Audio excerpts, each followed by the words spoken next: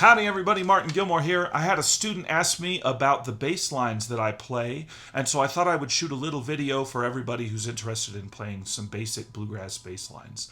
Now, there are a million chords on the guitar, so bass lines can go anywhere on the guitar, but I thought I would just focus in on the basic things that people would use the most. Because a lot of what we play on bluegrass guitar is out of a G grip, out of a G position, I'm just going to concentrate on the three standard chords in the key of G, going from G to C, going from G to D, going from C to D, and then back to G in some cases. So that's all you need to know for this. If you know a G, C, and D chord, this video is for you. And the depths that you can dive on bass lines are as deep as you want to go. I'm just going to give you some basic things. Now, before we get started, just a couple of principles about how I use bass lines and what I think is important with bass lines. First of all, you shouldn't play bass lines everywhere all the time. That's not what they're for. Bass lines can get super duper distracting. And the rhythm guitar should never be the focus of what's going on in a jam session, on stage, anytime that you're playing music. Whoever's singing the lead, whoever's singing the words, that should be where the spotlight is. Whoever's playing a solo, that should be where the spotlight is. So if you're playing rhythm guitar, your job is to support those people. You should never be the most prominent. But bass lines can be played in a lot of different ways, where they're helpful, where they boost the energy, where they change the texture, and that's kind of what I use them for. I'm a singer, so a lot of times if I'm singing a song in a jam session that maybe people don't know, I can use bass lines to help direct traffic. I can say, hey, the next chord is going to be a C chord because I'm playing this bass line. Or the next chord is going to be a D chord because I'm playing this bass line. That's super helpful for a lot of people. It's also a great way to kind of change up texture. As a singer, as a rhythm guitar player, it's my job to sort of give the song an arc, to give the song a shape. And so each section I try to change up what I'm doing in my rhythm guitar playing so that I can have a different feel, a different sort of thing going on.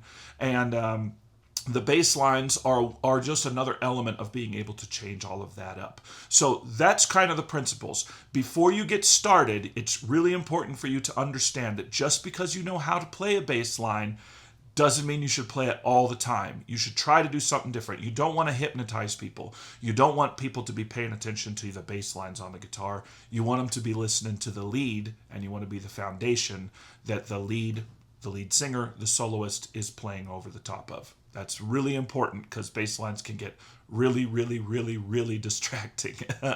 Okay, the three chords that we're going to work on: G, C, and D. These are the shapes I play. This is a G5, C major, D major. That's what we're going to talk about today. We're going to talk about moving between those chords. So the first one that I always teach people is actually not a chord change at all. It's just a movement on the G chord. So, because a lot of times in bluegrass you have a place where you have to hold the G chord for a long time. There are songs like Doing My Time or lots of different ones that where you're just on the G chord all the time. And so it gets boring to just go root, fifth, root, fifth, root. So you can kind of add some shape and movement to that. And it also helps everybody know that you're not going to change every measure. One of the complaints I hear from people that don't know bluegrass is they don't know when the chord is going to change if they don't know the song. So by adding this bass line, they can know that the chord's not going to change the next measure. It kind of frames it out so there are two measures in there. And the movement is, you play a G note on the low E string, then you would play the E note on the D string, then you play another G note on the G string, so a high G, and then you play the D note with strums in between. So bass, strum, E, strum, G, strum, D. That's the bass line.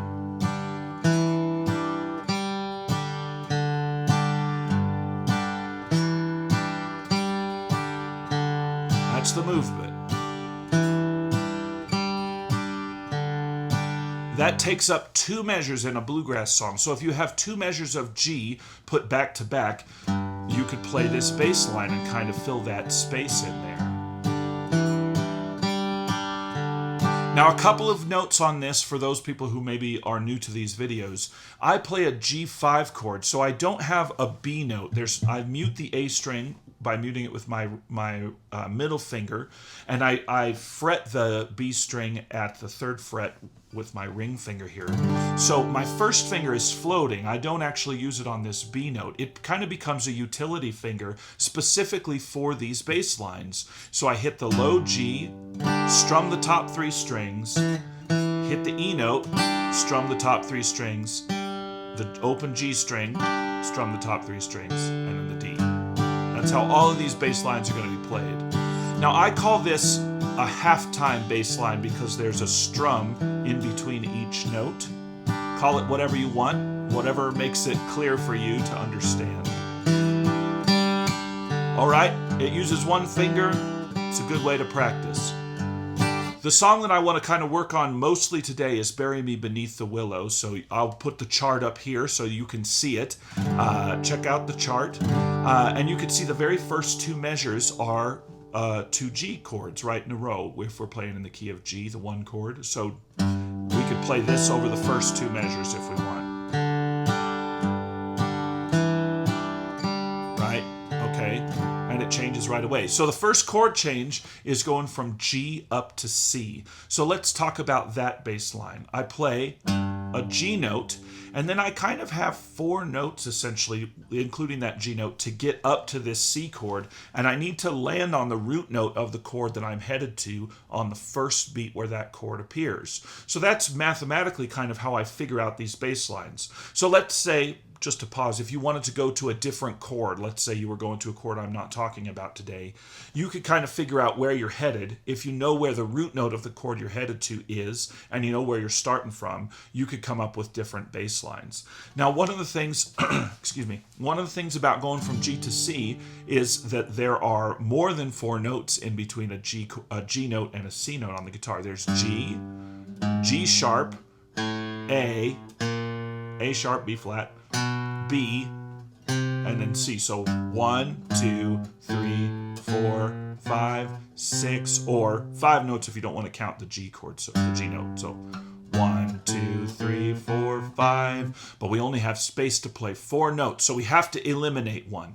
It doesn't much matter which one you eliminate. It's kind of a personal preference. Do you prefer to have the G sharp note and then skip the A note? That might sound weird, but maybe you want it to sound weird. Maybe you want to skip the G sharp note and go straight to the A note. It doesn't much matter. It's kind of a personal preference. I prefer to skip the G sharp and go straight to the A and put the chromatic walk up there. So that's kind of what I do. I play G, A, B flat, B, and then land on C. And then if I was going to play at halftime, I would put strums in between each one of those. So,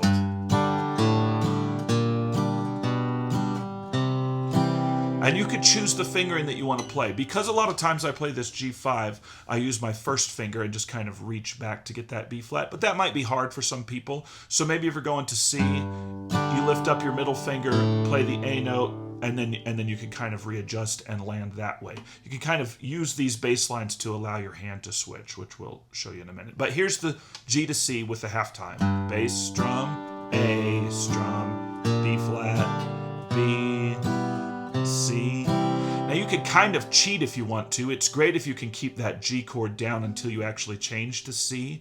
But if that's too hard, you can pick up your pinky finger and strum those strings open just for one beat. It'll be okay. Nobody's gonna die, and then you can land on C. It's better if you can not do that. But it does. If you're struggling, it's okay to try to do it. Good to do it both ways. G, A, B flat, B, C. G, A, B flat, B, C. Okay. Now that little walk up takes up 2 measures of G and then lands on a C. So if we look at our chart for Bury Me Beneath the Willow, the first 2 measures are G, and then it lands on a C of the chart, right? So that bass line could take up the first 3 measures, essentially, of that chart. So G. And if I was singing over the top of it, it would sound like this. Oh, bury me beneath the willow. Does that make sense? Oh, bury me beneath the willow. Now, I wouldn't want to do that every single time, but maybe I would do that in the verse, and then in the chorus I might just play the chords. I might just play this kind of bass line and mix and match those things so that there's something different going on, but the vibe stays the same, right? The groove stays the same, and I'm changing up what I'm playing so that it doesn't become distracting. Now, you can also speed that bass line up and condense it down into a single measure by eliminating the strums in between the bass notes. So G, we're doing G strum, A strum, B flat, B with strums in between. Or we could do a full-time bass line is what I call it whatever you want, where it's just... Okay, now that's great, and there are definitely places where you would want to use a bass line like that if you want to boost the energy up, or if you want to mix and match. Let's say later on in the song when the energy is getting elevated, maybe the third verse, where you want to create a high point in the song, you can replace that halftime bass line with a full-time bass line. But that can also be really distracting to a singer if every bass line you play is...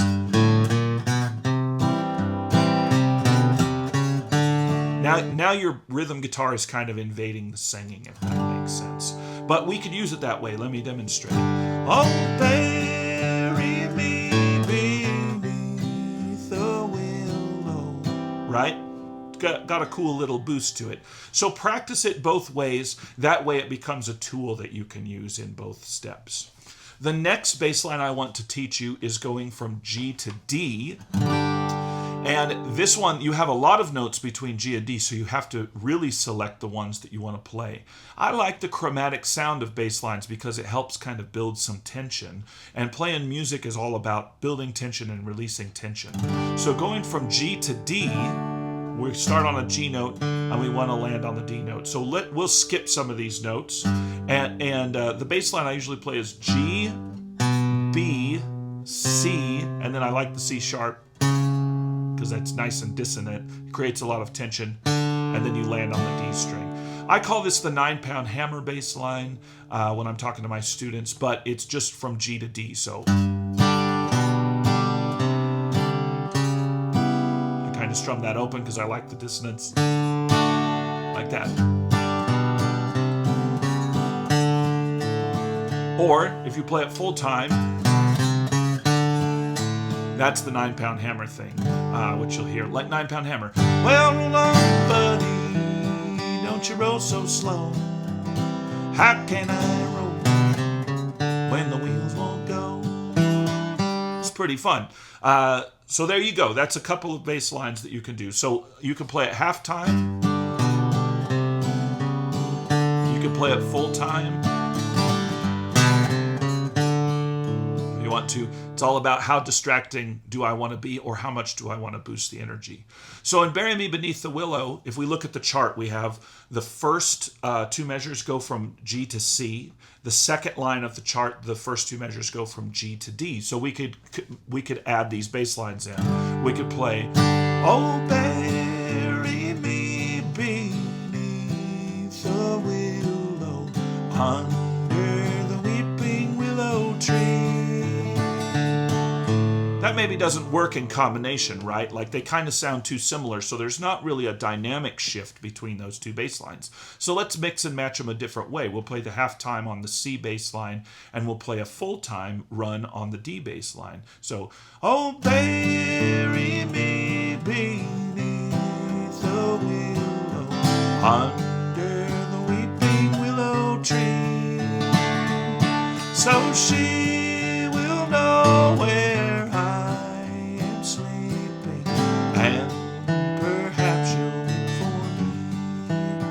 So I kind of switch the first line and the third line. They have the same chord progression, but I change the way that I'm playing it. Now, in the next section, the verse or whatever, I would do it totally different. I would either eliminate the bass line or switch them around or play just parts of them, which we'll talk about in a minute. Don't do it the same every single time. Work on changing it up, which means you have to learn to play the bass lines a few different ways. All right? The last bass line I want to teach you today is going from C to D, and the convenient thing about this one is it's actually the same bass line that you're using when you go from G to D. It's just that you start on a different note. So you're on C, you play a C note, and then you play the same bass line. B, C, C sharp, D. So you're starting here, you walk down, and you walk back up again, because there's only one note between C and D, but we need to fill the space, right? So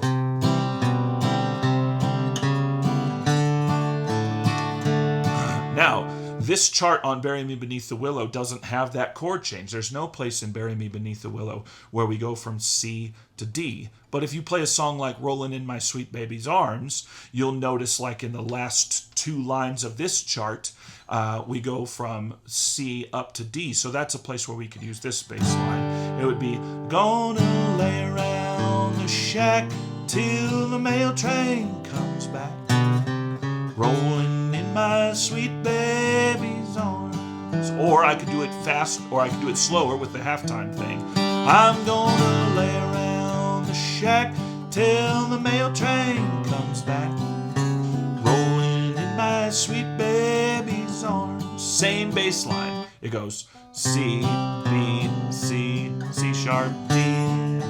Or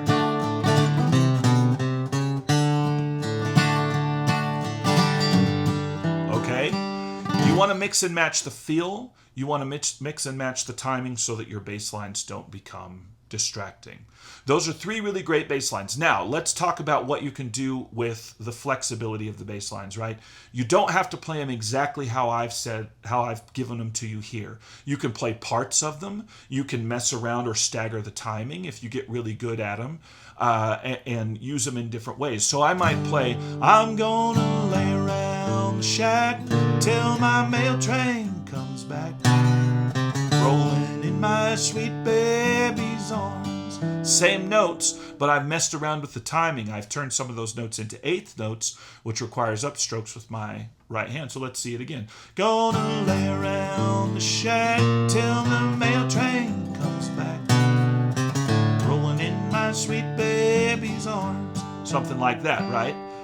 It kind of gives a different energy to it. So I might do that in the second verse. The first verse I probably would play it a little bit simple. I'm going to do a whole video on how to think about framing out your rhythm playing.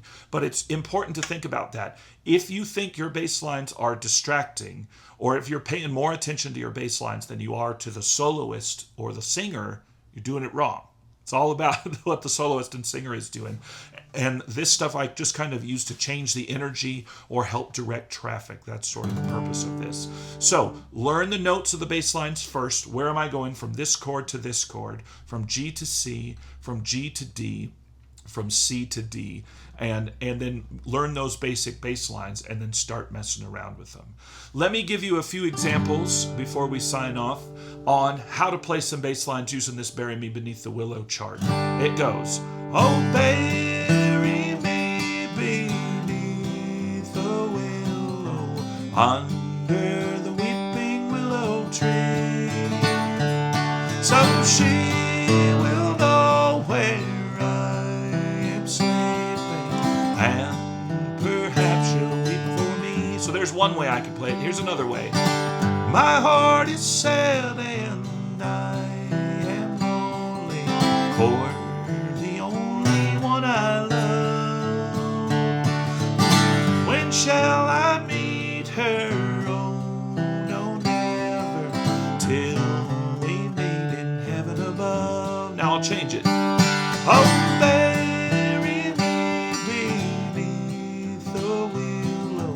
under the weeping willow tree, so she will know where I am sleeping, and perhaps she'll weep for me. Right?